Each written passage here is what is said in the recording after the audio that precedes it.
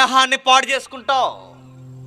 ఇలాగే ఒక అమ్మాయికి లేని అలవాట్లన్నీ అబ్బాయి అదే జీవితం అనుకుంది.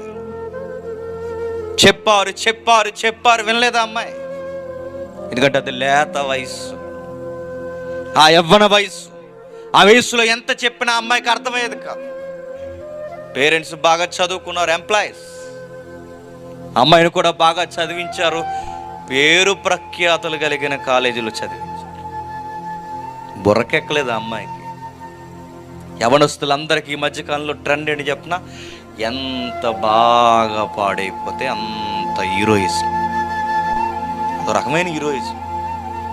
అందుకే టైటిల్ కూడా చూసారా, టైటిల్, సినిమా టైటిల్ ఏంటి చెప్పిన, మెంటలోడు, మెంటలోడు, లోఫరు. నా చిన్నప్పుడు ఒక సినిమా వచ్చింది స్కూల్లో చదువుకున్నప్పుడు, సినిమా టైటిల్ ఏంటి చెప్పిన, యాదవ. ఇంగ్లీష్లో చెప్పండి, ఈడియట్. ఇవి హీరోయిజం.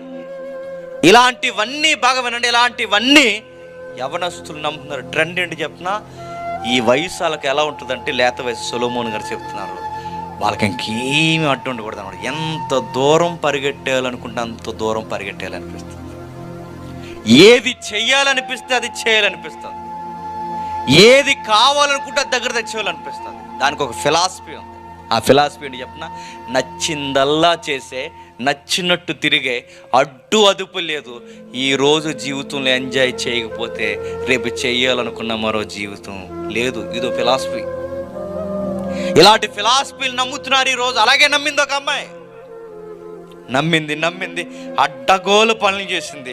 ఆ అడ్డగోలు పనులు చేస్తున్న ఆ కల్చర్ని లేటెస్ట్గా ఏమంటారంటే హిప్ కల్చర్ అంట.